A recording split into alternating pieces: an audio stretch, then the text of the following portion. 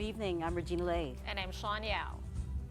Let's begin with the big stories tonight. Amid uncertainty over Duterte's impeachment, another battle is shaping up at the upper chamber, and that's the race for the Senate presidency. And it's already got the possibility of term sharing between current SP Ces Escudero and returning Senator Tito Soto. The idea is now being broached. In 5 days since he became the country's top cop, General Nicolas Torre III has laid down several plans for a more responsive police force. We'll be asking him how he intends to make all that happen when we speak to the PNP chief a little bit later on in the program. And amid criticism that the Marcos administration is missing the mark on communications, PCO Secretary Jay Ruiz says he is working on a new strategy to better convey the government's policies and plans to the public. Choose a leader who will be able to steer the Senate during these turbulent, challenging times. Mahirap walang malinaw na numero sa ngayon. May nakisuyo lang sa akin kung baka ako na lang daw ang tatakbo. The 20th Congress hasn't even been sworn in yet, but the battle for the Senate presidency is already heating up. The big question: will incumbent SP Ces Escudero retain his post, or will he be challenged by the incoming lawmakers? And now the idea of term sharing is actually being floated. There is talk it could be split between him and the other top contender, former Senate President Tito Soto. Mobile journalist Isa Abelio with tonight's big story. Oo nga eh. Siguro para hindi ako mator, tatakbo na rin ako Senate President. Para hindi na ako mag-isip. Tatakbo rin ako para wala na akong papaligan. Senator J.V. Ejercito said this in jest, amid the growing question of who should serve as Senate President in the 20th Congress, which is already shaping up to be a critical legislature. Should Francis Ces Escudero stay? Or should Tito Soto, who has been Senate President for 2 Congresses, take the reins again? Ejercito, for one, admits he's torn, especially since both were his party mates at the Nationalist People Coalition.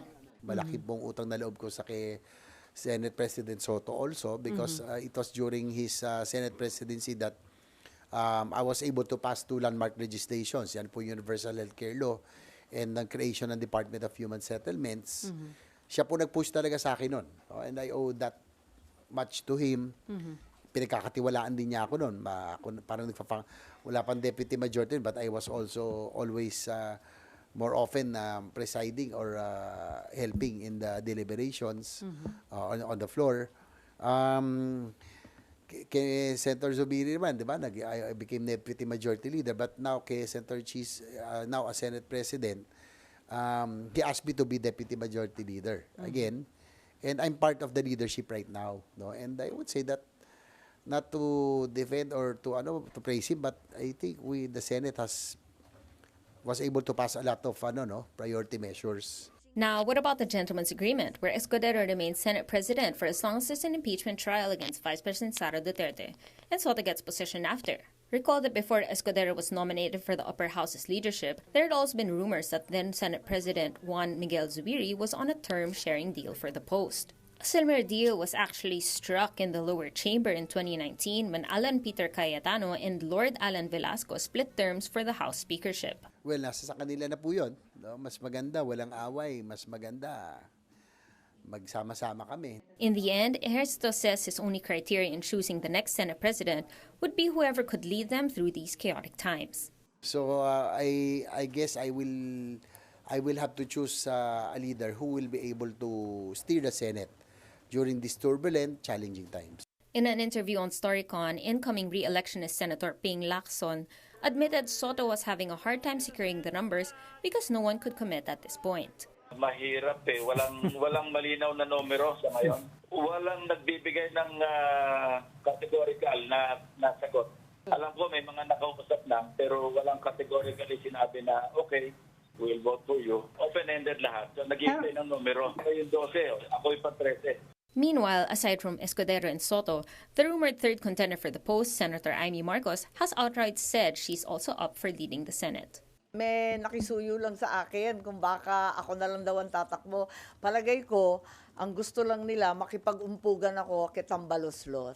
The only thing for sure at this point is whoever wants the post will need to garner 13 votes from their fellow senators. Mobile journalist Isa Abelio, we are One News. Akbayan Party List Congressman-elect Diokno insists that there is no reason the impeachment case against Vice President Sara Duterte cannot be carried over to the 20th Congress. Echoing other lawyers, Diokno pointed out that when the Senate deals with an impeachment, they are no longer lawmakers, but functioning as a court. In a statement, Diokno said, while it is true that when the 19th Congress ends, all pending legislative matters and investigations also end, this refers to the Senate's role as a lawmaking body. It does not refer to the Senate's role as an impeachment court, which is entirely separate, distinct, and special. Diokno also emphasized that all these issues would not have come up had the Senate followed their constitutional mandate to try the articles of impeachment forthwith or upon transmittal. And that's why, he said, from the very beginning, they already questioned why there was no immediate action taken. Senator-elect Ping Lacson, for one, has also admitted seeing a draft resolution petitioning the dismissal of the impeachment case. But he says the Senate cannot do that without convening first as an impeachment court. For him, the best way forward is to proceed with trial and let it carry over to the 20th Congress. Hindi nga sila nag-aamta sa impeachment court. So wala silang personalidad, wala silang authority na mag-dismiss ng isang impeachment complaint. Kasi ang pwede lang umakto sa impeachment complaint na na-transmit, properly transmitted ng House sa Senate para mag-constitute sila into an impeachment court, ay yung court mismo. The best way forward is bayaan mag-crossover sa 20th Congress kasi imposible nang matapos ng 19th Congress. Again, going further, the best way forward is to go into trial. Himself being a former police chief, Lacson was also asked about the appointment of General Nicolas Torre III as PNP chief. The Duterte camp had criticized Torre for only being a 2-star general. But Lacson says he himself only had 2 stars when he became chief of police. Ako, tumalon din ako doon 2-star ako doon Okay. So okay lang tumalon. Kasi ang batas ganito, yung PNP law, pwede mag-appoint yung Pangulo. Yeah. Mag-bid selection hanggang full colonel. He deserves to be appointed. Hindi ko siya kilala. Narinig ko lang doon sa kanyang dating boss na talagang yung sabi niya, yung official na yan, very firm yan. Pag inutusan mo yan, talagang mission-oriented, i-accomplish na yung mission. Speaking of the new PNP chief, well, he is our first guest tonight, so let's bring him in. Welcome to the big story, General Nicolas Torre III. Can you hear me okay? Yes, ma'am. Magandang gabi po sa inyo at sa inyong mga tagapakinig. Good evening. Good evening, sir. Narinig niyo po ba yung soundbite that we ran just before you of Senator Ping Lacson saying you are very firm daw and very mission-oriented? Did you want to react to that? Yes, I thank General Lacson for the recognition, and he is one of the upperclassmen and PNP leaders that we all look up to. Thank you very much. Sir, let's take a step back and talk about your appointment. When exactly did you get the call from President Marcos that you were being appointed the new PNP chief? Well, I got it, I think it's, a few hours before. No, basically, when it was announced, it was almost simultaneous. Before, when we were told, I was told that I was appointed, E.S. Bersamil is already about to start the press conference and announce my appointment also. It was the same day. So same day that Yeah. it was the same day that it was announced to the media. Yeah, when it was announced in media, I was informed around 30 minutes earlier. Okay. Ganun. Sir, hindi mo lang kayo binigyan ng chance to decide on it, to think about it, whether you want it. Did you want the job? Obviously, wala namang police na it's everybody's dream, So many people are dreaming of it, and if you get it, and I'm very, very much thankful, humbled by the trust and confidence of the President.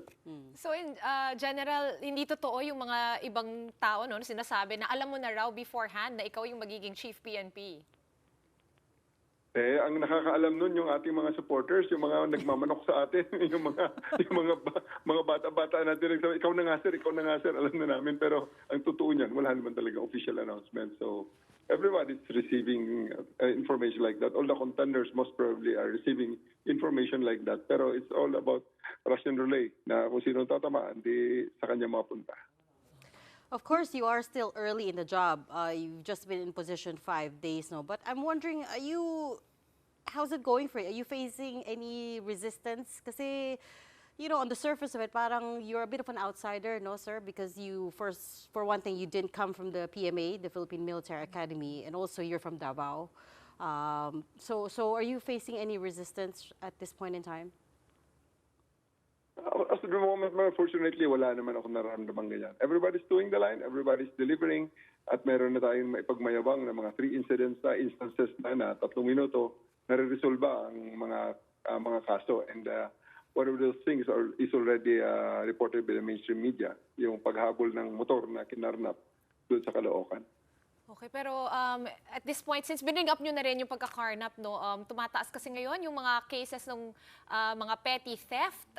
Nabalitaan naman natin, General, na maraming ang nakikidnap, na hold up rather. Lalo na sa CBD, ng Makati, ng BGC, and supposedly, wala daw tumutulong na police. Can you shed some light kung anong ginagawa ng PNP para, maayos naman yung ating imahe? Because as it is, yung travel advisories ng mga South Korea at ng US, fina-flag na po ang Pilipinas bilang isang dangerous spot or for their citizens to be more aware. As you said it a while ago, I'm 5 days on the job, pero may mga nakikita ng mga pagbabago. Nawawala na ang mga pulis, wala na ang mga pulis sa mga presinto at na yung mga areas na hindi sila nakikita. So they are already accessible, they're already on the streets doing the patrolling with the police visibility. So I do hope na mag-i-impact ito ng positively sa ating mga kababayan. At as of the moment, as we speak right now, mayroong isang kaibigan ako napunta sa Tambo Parañaque Police Station.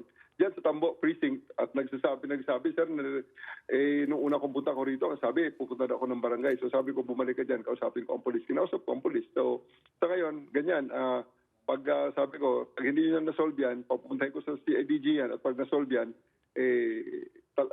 may problema kayong lahat dahil you're refusing to do your job. So sa ngayon, yan muna ang ating ginagawa before we impose sanctions at we hope na yung mga ganyang nakikita natin na nagsabing dumadami at tumataas ang kriminalidad like the petty theft. Kaya nga ang aking sinasabi sa ating mga pulis dyan na damihan yung huli kasi kung dumadami dapat ang huli rin natin para matigil ang mga yan. There's only one way to stop that wave. That is to take out the criminals from our community. And we take them out by arresting them. Can you explain that? Kasi medyo naging controversial, General, yung that word, no, paramihan ng arrests. Sabi ng Commission on Human Rights, pagka naglagay po tayo ng quota, baka daw bumalik tayo dun sa dating siste, di ba, na nagkakaroon ng quota, paramihan, and it's not a good metric. Can you explain what you mean sa paramihan ng arrests? Well, sinasabi niyo, dumadami ang krimen. So, ibig sabihin, dapat tumataas din ang aresto para ma-solve yan. Because how can we stop these crimes if we don't increase our arrest? At paramihan ng quota, hindi naman ibig sabihin na paramihan ng quota, you take out even the innocent persons from our community.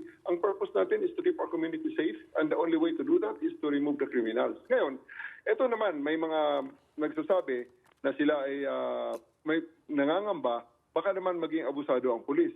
Tandaan po natin, itong mga ang directive ko is aresto. Walang papatayin dyan, walang gagawa ng incriminatory machination. So, ang sinasabi natin, arestuhin pag may tamang basihan. Ngayon, pag sila ay gumawa, ang pulis halimbawa ay nagdala ng ebidensya, nagplanting ng ebidensya, ay hindi ho yan ang arestong hinahanap natin. Kasi ang ginagawa nila ay crime in itself, which is planting of evidence. And we have zero tolerance for it. We will never, ever tolerate that. So, rest assured, ang ating mga kababayan, pag ikaw ay na-aresto at illegal ang pagka-aresto, andyan naman ang PAW. They can always get the services of a lawyer. Nandyan na si Attorney Persida Acosta na matutulong sa kanila. And they can bring the case to the NAPOLCOM. We have a very, very strict and very, very straightforward and no-nonsense Vice Chairman and Executive Officer in the person of Attorney Ralph Calinisan. So, that guy is very, very tough on wrongdoings within the police force. So they can rest assured na pag sila ay ginawan ng mali ng police, especially maling aresto, may pupuntahan sila na pwede sila magreklamo and can seek redress of these wrongdoings. May napag-usapan ba kayo, sorry Reg, may napag-usapan ba kayo ni Attorney Calinisan ng NAPOLCOM kung paano nyo paiigtingin itong sistema to hold erring police officers accountable? Yes, we have already talked. Dati naman kasi kasama ko yan sa Attorney Ralph Calinisan sa Pleb Quezon City and no nonsense yan na Pleb Chairman, and now that he's promoted to a national body like the NAPOLCOM, ay dala-dala niya ang fervor na yon, ang talagang alab ng damdamin na para mapabuti ang ating kapulisan. So he will be very, very strict, and we expect him to do that because we will be very, very thankful sa kanyang tulong na maalis ang mga skalawag sa ating hanay. And we have talked, I think 2 days ago sa conferment ng PESE doon sa kanilang office, and just this afternoon, I also talked to him again regarding some matters na mutual interest namin, which is to really make sure that policemen to the line, and at the same time, how to reward these policemen, especially those who are performing, yung mga nakaka-aresto talagang nakikita mong nahuhuli ng kriminal, pumupunta sa piskal, nagtataas ng kamay at nagbibigay ng ebidensya, at pumupunta sa judge, nagbibigay at nagtitestimonya ng ebidensya on how to reward such policemen. Kasi truth to tell, ang pinakamahirap talagang trabaho ng pulis ay humarap sa piskal at huwes, magtaas ng kamay at magbigay ng ebidensya, magtestimonya. Kasi ang totoo niyan, ang kalaban nila dyan ay isang abogado rin na magdidepensa doon sa ating akusado. Sapagkat isa ay basic na karapatan yan, the right to counsel. And mabuti kung ang abogado na yan patulog-tulog, kung mga magagaling na mga abogado, gaya ng mga abogado ng PAW, ng mga bata na talagang paalab din ang damdamin at depensahan din ang kanilang mga kliyente, talagang bakbakan sa korte yan, at ang ating mga pulis talagang masusubukan kung talagang magaling sila. At alam nyo, ang mga drug cases, ang mga witness natin dyan na pulis, pag na-dismiss ang kaso, 60 days ang suspension nila. Kaya hindi basta-basta yan na trabaho ang pagtitestimonya. Kaya talagang yan, i-reward din namin. Napag-usapan namin ni Attorney Calinisan kanina.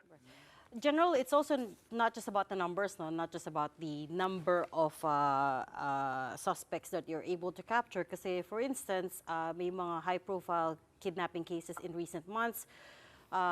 Case in point, yung kidnap na estudyante from British School, Manila, and then also the kidnap and subsequent murder of Anson K, yung Filipino-Chinese businessman. Rightly or wrongly, nakakadagdag po siya sa general sentiment that crime is once again on the rise, and it is something that the administration's enemies, for instance, are using as a narrative against this administration. So I guess the question there is, ano po yung plano natin for especially for the high-profile crimes and in particular kidnapping? We would like to, it's very unfortunate, and we condole with the victims of these two heinous crimes. We condole especially and offer our condolences to the family of Anson K. Pero we are proud to say na parehong solved ang case na yan at may mga nakafile na case na dyan. In the case of, especially of Anson K, we have 3 suspects there. One is a Chinese multimillionaire businessman ang nakakulong dyan. So, hindi natin, at nahuli na rin yung babaeng ransom negotiator, nahuli natin ang kanyang cellphone na may laman na $1.7 million. So, ganun ho kalaki ang mga involved na mga tao dyan at hindi natin sinasanto ang mga kriminal na yan. Speaking of high-profile case, what about yung other big high-profile case involving former spokesman Harry Roque, sir? I don't know if nakita niyo na po yung memes online, the ones showing you capturing Apollo Kibuloy and then, you know, arresting former President Duterte, and then now meron naman meme of you arresting si former spokesman Harry Roque. How close are we? Na-file na po ba yung papers with Interpol? Well, what we are doing right now is really concentrate on, we are looking for drug traffickers, we are looking for human traffickers, and these big criminal syndicates. Lahat sila, we are treating them equally. Nagkataon lang na si Harry Roque ay isa sa mga human traffickers in accordance to the warrant of arrest issued by the court here in the Philippines.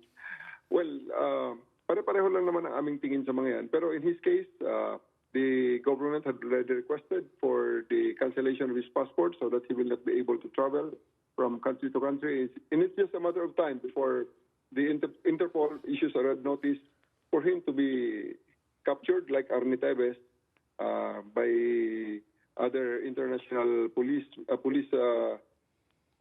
forces in the country where he is in through the international cooperation platform, which is the Interpol. And it's just a matter of time before he's brought back here in the Philippines.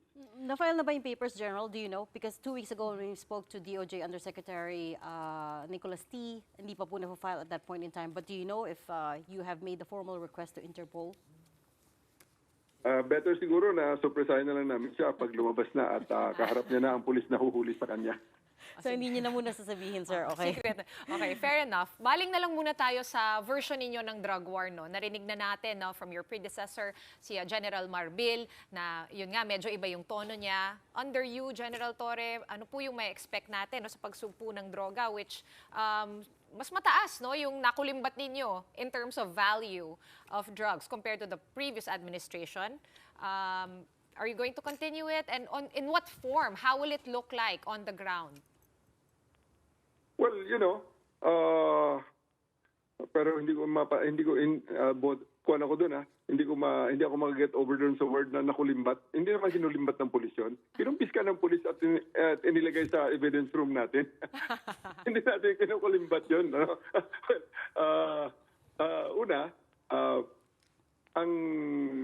Ang direksyon ng ating drug war ngayon, ng ating drug operations ngayon, ay pagpapatuloy lamang sa sinimulan ni General Marbil. My predecessor, General Marbil, has been very, very efficient in running the anti-drug operations na talagang nagko-concentrate both sa top level at saka sa ground level din. At saka ngayon, itutuloy natin yon, especially so, may mga big confiscations na tayo lately.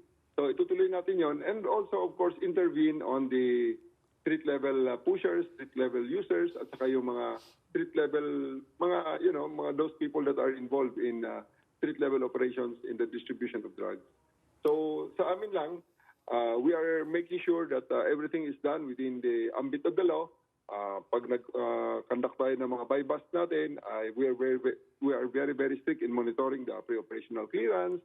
We're very, very strict in making sure that we are using body camera or alternative recording devices when we do especially when we do the inventory. Will your focus be more on the street level or yung big time? Or pagsasabayin ninyo? Sabay dapat yan. May mga nagtatrabaho ang ating DEG, yung Drug Enforcement Group natin, are focusing on the supply reduction. We are constricting the supply. We are interdicting the supply to make sure na ang mga droga na pumapasok sa bansa natin ay mapigilan or mabawasan or makumpiska ang mga nakapasok na. Pagkatapos yung mga na-distribute na sa street level, andyan naman ang ating mga frontline police stations. May mga SDU, Station Drug Enforcement Units, ang ating mga police stations na nag-specialize sa pagtugis nito mga street level pushers and users. From what you can see, General, why is it so hard to cut off the supply? Kasi matagal na pong problema yan. And alam naman natin from which countries galing yung supply ng droga. Bakit po hindi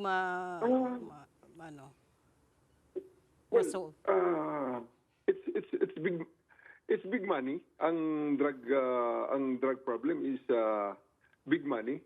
Talagang ang kanilang mga systems ay nagiging sophisticated as time goes by. Kaya nga pati kahit nasa first world country naman di ba? Hindi naman nawawala talagang droga sapagkat may mga demand talaga yan dahil ang mga addict may mga demand. Kaya kung may bibili, may magbebenta. Pero sa atin dito, what we are trying to say is that hindi tayo tumitigil sa pagsa-stop nung supply at hindi rin tayo nag-i-stop sa pagpigil ng demand. We are trying to rehabilitate those drug users na sa tingin nila ay pwede pa silang ma-rehabilitate ang sarili nila. They voluntarily surrender themselves to rehabilitation centers. At sa side naman ng police, we help them avail of those services. Now, for the big-time dealers naman na talagang nakikinabang at ginawa ng hanap buhay ang pagbebenta ng droga, the police and other law enforcement agencies are also working hand in hand, including with the international community and other agencies, para masugpo sila at matigil ang production and trafficking, especially the transportation and distribution of these illegal drugs. Can we also expect, General Torre, that you will continue the reorg that was started by General Marbil within the PNP? Ipagpapatuloy nyo ba yun or ipapag-igtingin nyo pa? Oo, that's one of the last things we spoke to General Marbil about when he came to our set. Sabi niya, he's trying to do a restructuring and also trying to get rid of scalawags. Na-mention niya rin po yung scalawags din. Ano po yung plano for that? Well, the bill was vetoed by the president, so we have not, it was returned to the Congress for further study. So we're going to take that opportunity to also infuse other changes as dictated by the operational environment. Nagbago na rin kasi ang mga pangailangan natin with the recent developments. So we deem it necessary. We found an opportunity to actually inject those reorganizational changes that we believe will be more responsive to our current needs. So ibabalik namin yun sa Presidente uli, ang aming comments ipapasok namin sa Kongreso, ibigay namin sa mga sponsoring congressmen at pagkatapos hopefully ma-integrate nila in accordance to our recommendations at ma-sign finally into a law. Okay. And then last question, just very quickly, General. Si Senator Amy Marcos po, of course, she held a hearing on the arrest of former President Duterte. Afterwards, she said she saw cover-up of irregularities. There are a lot of glaring violations now. Those were her words. And she might look into filing cases. Does this worry you? She did file a case in the ombudsman, ano? So, well, we are not worrying about it, no? We're not losing sleep about it because we do believe that everything that we did on that operation are all above board, legal, within the ambit of the law, moral, and most especially, we believe that we did it legally. We did it correctly. So, she may have other opinions. She may have a differing opinion, but she's welcome to. We welcome her move to file it in the ombudsman so that we'll have a chance to rebut it in writing, informally, and in a proper forum. So, hindi gaanong problema yun. We really don't worry about it. Given a chance to do it again, may babaguhin po kayo? Maybe I should have smiled more for the camera. That is a good point. Okay, on that note, we will end the interview there. Thank you so much for your time tonight and for joining us on The Big Story, PNP Chief General Nicolas Torre III. Salamat, sir. Okay, let's hit pause on these political stories first because coming up, a conversation with the so-called serial entrepreneur, Paco Magsaysay, about his new ventures. When The Big Story returns, keep it here.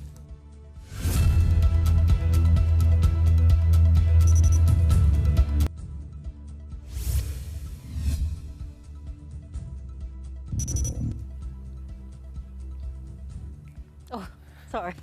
Welcome back. You're watching The Big Story here on One News. Time for some economic data, and the country's unemployment rate ticked up to 4.1% in April compared to 3.9% in March. That's based on data released this morning by the Philippine Statistics Authority from its labor force survey. That seems like a small difference, but in terms of the number of individuals who are unemployed, these figures translate to 2.06 million unemployed in April, up from 1.93 million last March. Underemployment also jumped to 14.6% for the month. That's the highest so far this year. Underemployed refers to those who already have jobs but are seeking more work or longer hours. Among the sectors with the highest job losses are manufacturing, service, entertainment and recreation, wholesale and retail trade, and vehicle repair. On the other hand, sectors including administrative and support services, public administration and defense, agriculture and forestry, construction and education saw continued growth. DepDev Undersecretary Rosemarie Eid'l said the government is optimistic about improving job prospects with the rollout of the Trabaho para sa Bayan program and an influx in investments. He is best known for founding Carmen's Best, a local premium ice cream brand that was so successful, it was the first major acquisition for Metro Pacific Agro Ventures, the agriculture arm of Metro Pacific Investments. But now he has pivoted to something else entirely, something unrelated to food, in fact. Here tonight to talk to us about his new ventures as well as the story of how Carmen's Best came to life is Paco Magsaysay, the founder of Carmen's Best Ice Cream. Thank you, Welcome to Shawn. the big story, Paco. Thank you for having me. Okay, so do we start? Let's start with Carmen's Best because everyone equates Paco Magsaysay with Carmen's Best. So tell us how that story started and what gave you the idea of launching a premium ice cream brand. Yeah, so we started in 2009 is when we incorporated a company with the SEC called Carmen's Best Dairy Products. So if you notice, the name ice cream was not even in the name of the company we incorporated. So in 2011 is when we started selling the ice cream. And our main goal was to not bump heads with the bigger players in the industry, like the Selectas and Magnolias. So we decided to cater to a smaller market, which is the A market. And it turned out to be a good thing because we didn't have any competition in that segment. I remember this story. You started, the product was ice cream because your dad had bought a farm. And Yes. you were looking for something to do with the milk byproduct. With the fat. Tama? Yeah. With the fat that comes off of the skim milk, right? That's right. Yeah. Yeah. So he started a farm with some of his friends to help stimulate the rural economy. And he worked with the Department of Agriculture. They had a program for livestock. And we started with 100 heads of dairy cattle from the NDA, the National Dairy Authority. And from there, we were able to grow the number of heads to about 350 after about 10 years. So we didn't import more cows because it was quite expensive. But with Metro Pacific now, they've imported 1,000 cows. So They want to scale talaga. they eh? really want to Oh. scale because their goal is to really Food security. food security and to cater to a bigger market. You know, not only Metro Manila but even Luzon, Visayas, and Mindanao. So they also acquired a dairy farm in Mindanao, and they're really ramping up the dairy business. Yeah. It used to be that we could only supply less than 1% of our daily needs. So for full Yes. disclosure, I did interview Paco back when he was still the owner of Carmen's Best. And that's how I is kind of. Majority stake lang naman yung Majority stake. NPAV. Yeah. So are we more than 1% now supplying our daily needs here in the Philippines? It's still at 1%. I mean, you'll need a lot more than 1,000 cows to get over the 1%. We have a population of 116 million.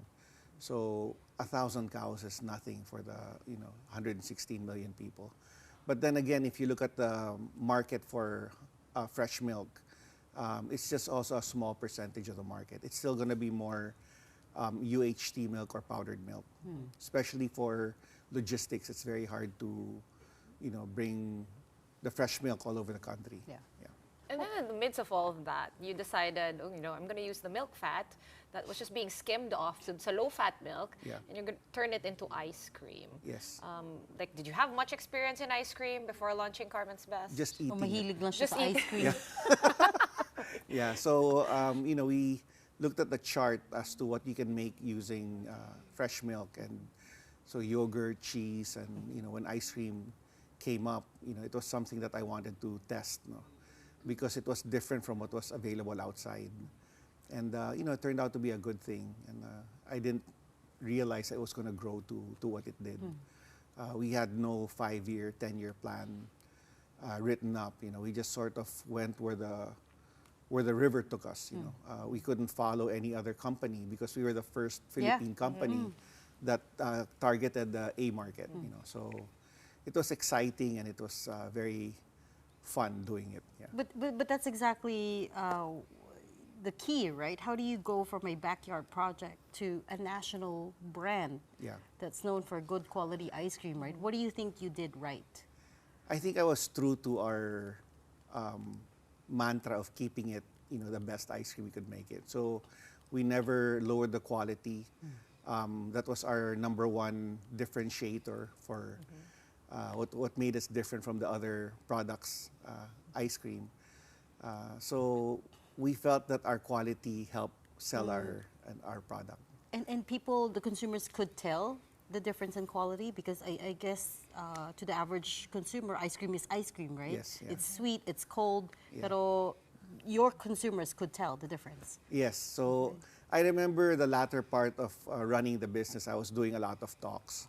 And I thought it would help increase sales, but it didn't. Because people still need to try it. Yeah. I mean, you can explain it all you want, but until they try it, then it's a different story. So we would do a lot of free tasting and the Saturday markets and the shops that we opened in Rockwell and Alabang Town Center. And I think when people try it, and it's just very different from what you can get locally, that's when they start, patronizing our product. I thought it was when they started serving it on Philippine Airlines flights. Yes. I was so shocked also because, some That's people when you know might you've arrived. Yeah. Nasa flag carrier ka Parang, na. "Uy, Carmen's best yung ice cream, social. Parang, It it's like was that. blessed by the Pope. When the Pope came, And he had a taste yeah, of he the had a ice taste cream. of the ice What cream. flavor did he have? He had two, actually. He had the malted milk and the brown butter almond brittle. Oh, wow, you remember. Malted course, milk is yeah. my fave personally, and the strawberry though. What would you say was the hardest thing? I know you had a lot of fun. Sometimes I would cross the Rockwell store. It was so busy. I would see you there being hands-on. But were there any hardships? Well, the start was very difficult because nobody knew what Carmen's Best was when we were starting, and people didn't know me as being in the food business or food manufacturing. So it was really an uphill climb, for every 10 places I'd visit, get rejected majority of the 10, maybe only one or two will agree to carrying our product. Wow. So it was really, you had to really keep on getting up when you get knocked out, knocked down, get up again, knocked down, get up again. So I found it fun because every time you get knocked down, you got to learn and adjust and find out how you can change your approach. And now you don't have to knock on doors because it's such a recognizable brand. They know us already. And now also you're pivoting to other businesses. Yes, yes. Right? Yeah. Tell us about the two other two other ventures you've started recently. Yes, so I'm back to running our broadband internet and cable TV business, which I was doing prior to the ice cream. And it's so much easier closing accounts now because people know me. So it's, you're the ice cream guy, So, yeah, so it's much The trust easier is now. there. The trust is there. But they're and not questioning why is he going from dairy What's to, he doing to here? broadband? What are you doing? But I think in business, if you follow the basic principles of, the trust, the integrity part of it, then you'll be fine. The other business we started is a company called Skin Adept. It's a center in Capitol Commons. And for us, the main differentiator is the doctors that we have. Is this a skin clinic? Hold on. Yes, What's skin- Adapt? yeah, skin- Like skin- an aesthetic? Yes, aesthetic clinic, yeah. Okay, tawagan ka namin ni Regina. Yeah, anytime, let me know. Yeah. Just kidding. I'm not a But client, it's so I'm not. is it not a fairly saturated market, the skin care and aesthetic Yes, field? it is. It is. really is. But the key component to us starting that business is the person who's running the business. He was running. He was in Dubai for I think 13 years, and he decided to, after the pandemic, come back to the Philippines, slow down, and wanted to put up a clinic. So we helped support him. We are not majority owners, but we're part of a group of owners that have investment in this company. And slowly but surely, it's gaining traction. So, hopefully we get more people coming to the clinic. What business lessons are crossing over from your time at Carmen's Best? I think it's, as I mentioned earlier, it's the trust that people have with you, and that you're not just running after a sale. It's the competence of the people that we have, and they don't have any, as you say, quotas that they need to hit. So they'll only ask you or offer services that you need, not try to push other services that you might not need. And just like Carmen's Best, when you were super fixed on, I'm just going to target this market, this niche market, are you doing the same with Skin Adapt, Yes. as well as perhaps the cable and broadband business? Yes. Well, same thing. It's more about running a business based on niching the market because we don't have a lot of capital, unlike a lot bigger companies out there, whether it's like a Bello or an IV clinic, which is very much have been in the industry for quite some time, or in the broadband internet business like a PLDT or a Converge or Globe, much bigger companies. So same thing with the ice cream. We're niching the market, and hopefully we survive for the next several years. But that's a lot easier said than done, niching a market. I mean, it's easy to say, but it's hard to actually do. And it's even harder as you get paranoid, like maybe things aren't going your way, to stand your ground. So what's the secret there?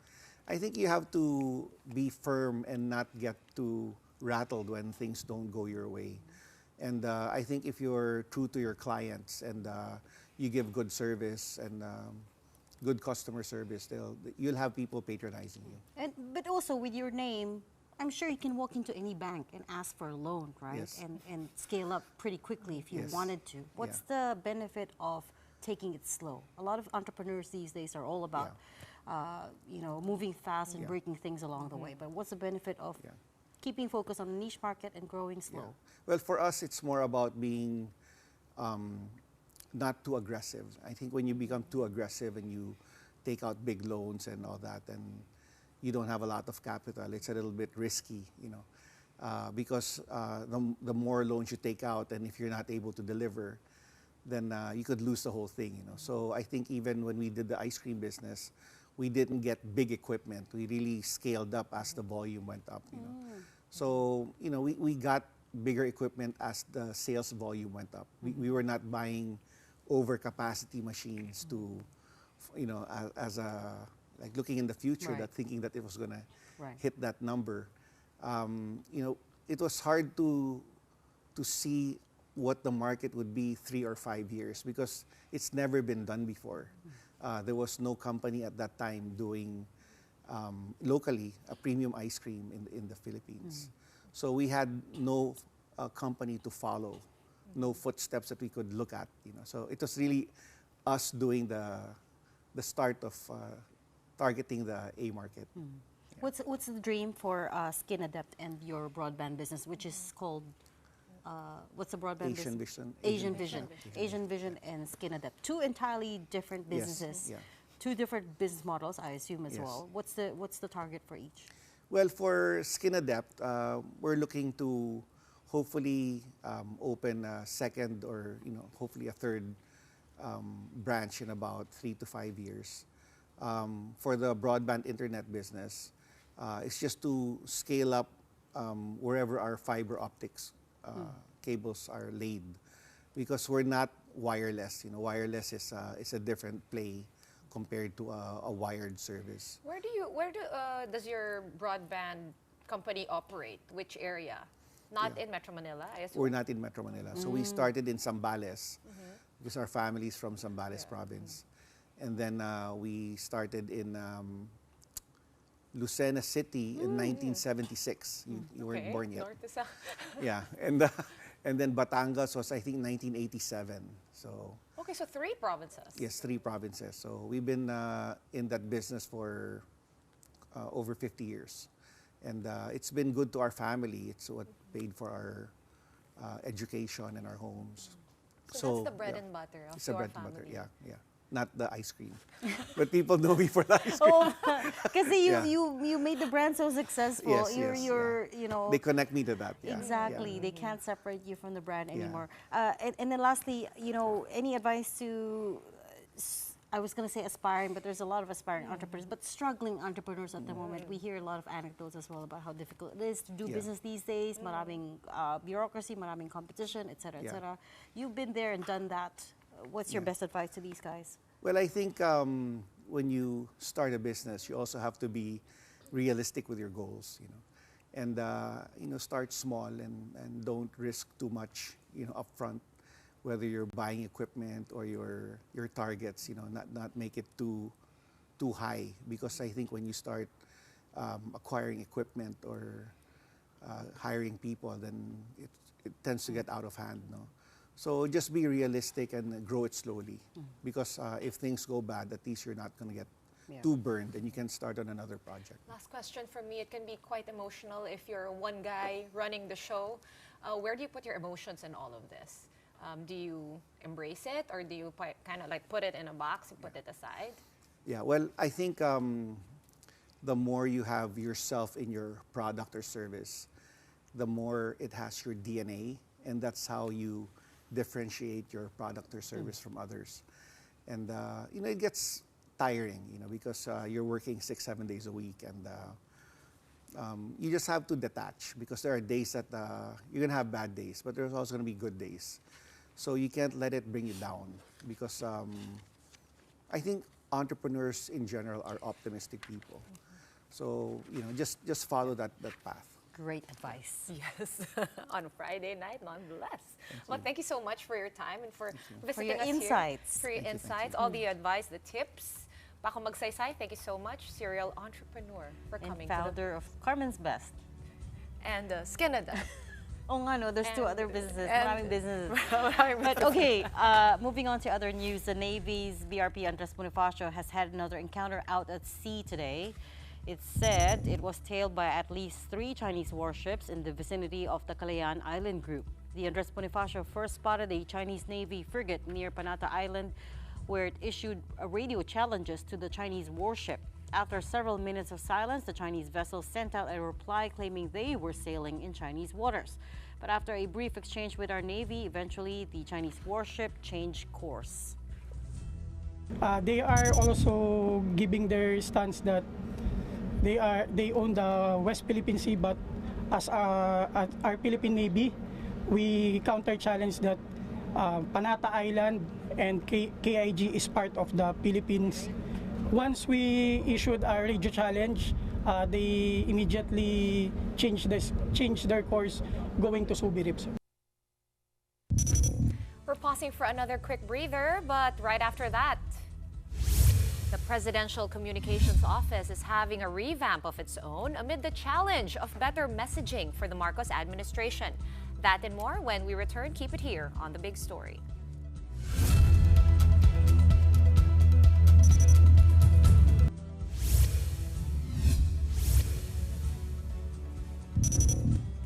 Welcome back to The Big Story. Amid what the government says is still an unfinished cabinet revamp, the Marcos administration is also doubling down on its campaign to combat fake news.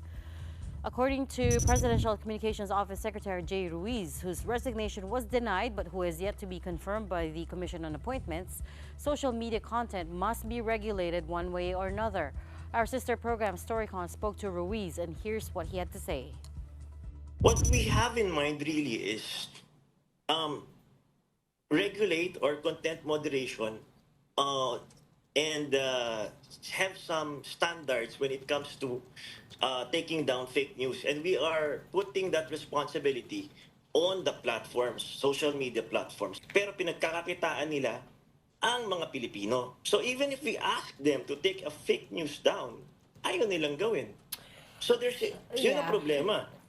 They have their own set of standards, habang tayo wala. Samantalang, if you look at it, itong mga to, hindi naman pwede yun. In Singapore, since 2019, meron na silang regulations dahil sa mga social media platforms. And even in the European Union, there has to be a law regulating social media. That's the fact. And even, again, the social media platforms want it. We craft a law to prevent fake news. Ruiz also said that the administration is resetting its communication strategy coming off the back of the Alianza's stinging loss in the midterm elections. May bagong strategy kung paano po maipaalam sa tao yung mga ginagawa ng gobyerno na para sa tao. Kasi ang dapat po kasi namin gawin talaga is refocus, reset, at ituloy yung mensahe namin na palakasin ng government communication, na malaman ng bawat Pilipino ano ang ginagawa ng gobyerno para sa kanila. Batay sa resulta ng eleksyon. Yung mga tao po sawa na sa pamumulitika at gusto nilang makita na ang gobyerno is working for them, na dapat tugunan po ng pamahalaan. And amid the broader cabinet revamp, Ruiz says he's also reorganizing the Presidential Communications Office so everyone is better aligned. Ruiz is the fourth communications secretary under Marcos. When I first came in, I made sure na kailangan we work, may alignment, may coordination, may integration, and may unity in messaging. If you just get a conductor, a good conductor na maikukumpas mo yung message ng gobyerno, maayos mo yan. Ito yung ginagawa ko ngayon. Making sure na naka-align kaming lahat. Making sure na yung mga departments, we know what they're doing. Are you looking to reorganize the whole agency, the communications agency? That's what we're doing now, ma'am. It's ongoing right now. Okay, magre-reorganize po kayo. Opo. We did a courtesy resignation sa mga ibang mga agencies. Tapos yun nga, ina-align po namin. And at the same time, we have a unified communications group na doon lahat sa grupo na yun, inaalam namin yung bawat proyekto, programa ng ating mga iba't ibang departamento po. Speaking of Singapore, Prime Minister Lawrence Wong has concluded his two-day state visit here, his first visit to the Philippines as Prime Minister. He was received by President Bongbong Marcos at Malacanang and also dropped by Rizal Monument for a wreath-laying ceremony. Marcos said the two sides talked about how to make ASEAN stronger and more resilient, given that both countries are founding members. The two also vowed to deepen bilateral ties in trade and investments, renewable energy, climate change, humanitarian assistance, and digital leadership. Singapore is now one of the country's biggest foreign investors, and Wong said relations between the Philippines and Singapore are quote-unquote had never been better. On to the weather now, where the rainy season is really here, and it made quite the entrance in Metro Manila this afternoon. The heavy downpour affected parts of Manila, causing immediate traffic buildup along the Quiapo Church, while other areas experienced flooding as well. According to Pagasa, the southwest monsoon or habagat will bring cloudy skies and scattered rains affecting Luzon and western parts of Visayas and Mindanao. They are currently keeping a close eye on a low-pressure area some 480 kilometers east of eastern Visayas. As of 8 a.m. today, Pagasa says it has a medium chance of developing into a tropical depression within 24 hours. If it does, it will be locally named Auring, the first storm to enter the country this year. But no amount of rain could dampen today's festivities for Eid'l-Adha, and that is our big picture tonight. From up north in the country's summer capital of Baguio City to down south in the Bangsamoro region, thousands of our Muslim brothers and sisters gathered in prayer across the country. President Bongbong Marcos expressed solidarity with the Muslim community, saying that giving up certainty and letting go of pride is what brings everyone closer to God. In her message, Vice President Sara Duterte highlighted sacrifice, faith, and kindness. Eid'l-Adha, or the Feast of Sacrifice, commemorates the Prophet Ibrahim's willingness to sacrifice his son to God. Sharing and sacrifice. I hope it's not too late to greet all our Muslim brothers and sisters on Eid Mubarak. Did I say that correct? Yes, that's true. Eid Mubarak today. It's a holiday, of course, for everyone else except for us. But it's nice to be here in your new set. It's nice, right? It's be filling in for Ces and Pauline. You've got a nice set now. Look at your brand new couch. Do you like your couch? Oh, I like your couch. Local. Parang lahat ng tao eh. nagre-revamp pa. Oo. Not just the administration. Kayo na lang. I like your flowers though. You brought them today. I had to wear something bright and cheery because it's such a gloomy day outside. Where's the bright and cheery? Well, I know it's black, but at least my flower. Okay, fine. Right, which I never do. On that floral note, that's it for the big story tonight. We are One News, all sides, all the time. Thanks for watching. Have a good night and a great weekend.